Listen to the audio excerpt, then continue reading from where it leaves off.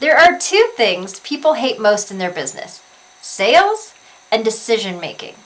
I just got back from Founded in FOCO where Israel Labu spoke about sales, and he said sales is basically just decision making, or rather helping people make decisions. So it kind of makes sense if we don't like decision making, we wouldn't like sales. He also said that if you don't like objections, you probably shouldn't be in sales, which kind of made me like, because we as solopreneurs have to do sales, and sales is the most important part of our business because without it, we don't actually have a business. So we have to become friends with sales and decision making. So that's what this video is about. I wanted to help you with some questions that I ask myself that help me make better decisions when I am purchasing somebody else's program, because a lot of times that's what you are offering, and I found that once I could overcome my own objections, I was much better at helping my potential clients overcome their objections. So the first thing I want to start with is my default, and I've got some notes here. My default for myself is always, I can't afford it. Now let me take you back a couple of steps, because I've been in business for 4 years, and what I found is that when I received offers, I would start sweating, I would freeze, my blood would just run cold. I mean, it literally made me break out into a cold sweat to receive an offer, because it was like, what do I do? So once I was able to walk myself through that, I was able to calm down, and when we're calm, we can make much better decisions. So being able to calm myself down and ask myself those questions led to better decisions. So let me walk you through the questions that I asked myself. But let me start with first, I can't afford it. I can't afford it basically breaks down into one of three things. I don't want to, I don't know how to yet, or I'm scared. So we'll start with I don't want to. The first question to ask yourself on I don't want to is this the most important thing for me to be working on right now?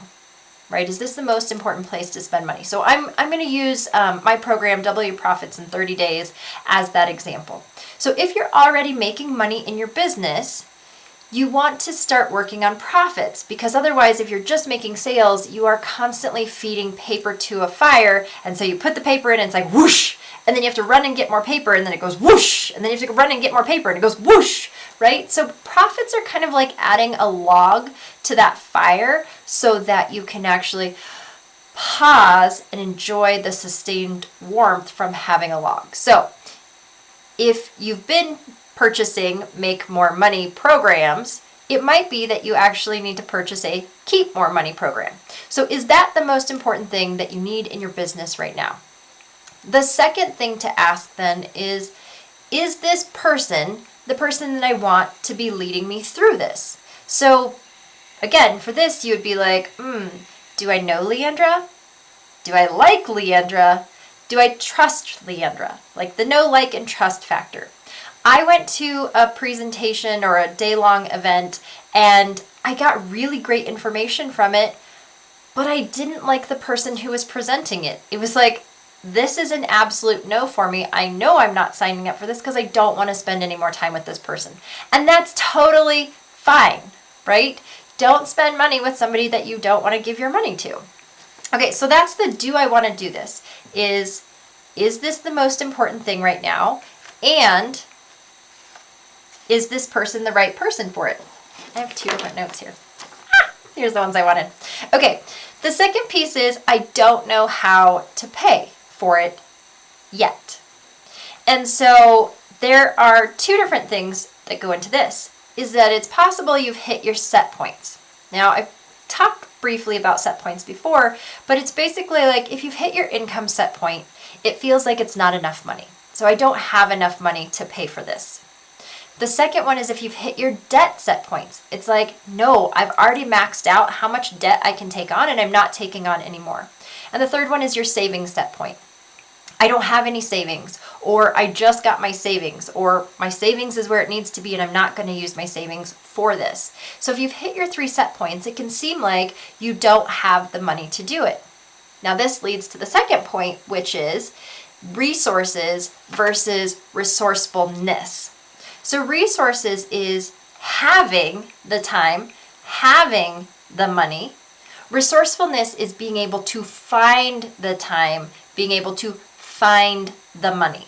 So if you hit your 3 set points, you probably say, oh, I don't have the resources.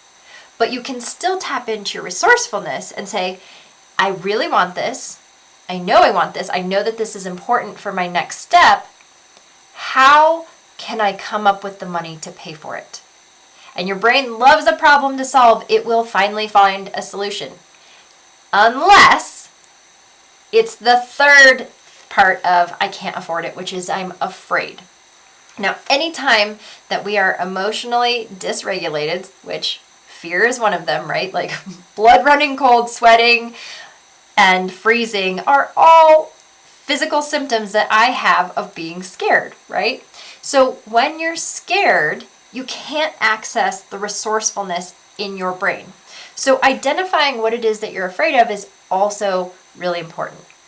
So a fourth type of spending, so we had income, we had debt, we had savings. Fourth type of money, I don't know if I said that. The fourth type of money is spending.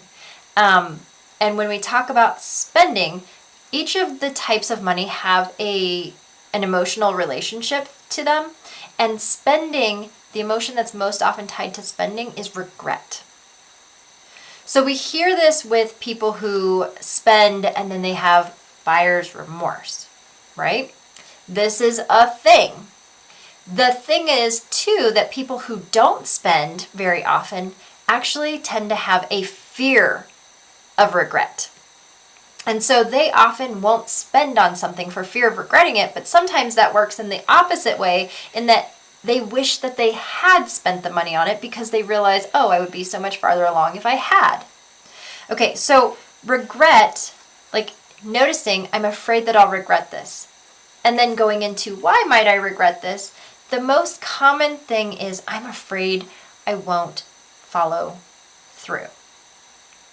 And this, what I've found, usually comes from what I like to call a goal trauma. So this is not like a capital T, like massive car accident type of trauma, but like a small t trauma where in the past you have really gone for something. You really went after it with all your heart and soul, with all of your energy. You really thought it could happen. When the naysayers were saying it was impossible, you're like, I can do this! And you ignored them and you went for everything. And then for some reason it didn't work out. And it was crushing. And it was devastating. And usually from that, we never let ourselves really go after our goals again. And if we do set goals, we kind of go after them in kind of a half-assed way, pardon my language. But like we just don't really go after them, which means we don't really meet them. And when this happens over and over and over, we lose trust in ourselves to think that it's actually possible for me.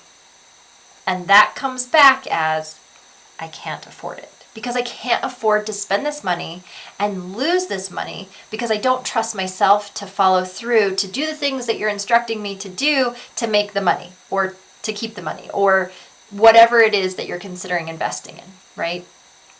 And so clearing that goal trauma is one thing, but recognizing it is another. And so this is how when you are receiving an offer, you can say, if my immediate reaction is I can't afford it, you can go through these processes. Do I want to do this? Do I just need to figure out how to pay for it? What am I afraid of? Why do I think this won't work for me? There's 2 last questions that I want to offer to you. And when you're thinking about I can't afford it, is how much has it cost me? How much has this problem cost me already? And to set points, I have found, like once I started seeing set points, I started seeing set points everywhere. I mean, we talk about weight weight loss goals, like your weight has a set point, how much free time you have a set point. So whatever it is that you're evaluating, how much has it cost me already? And if this is a set point, it's probably not going to change without doing something differently.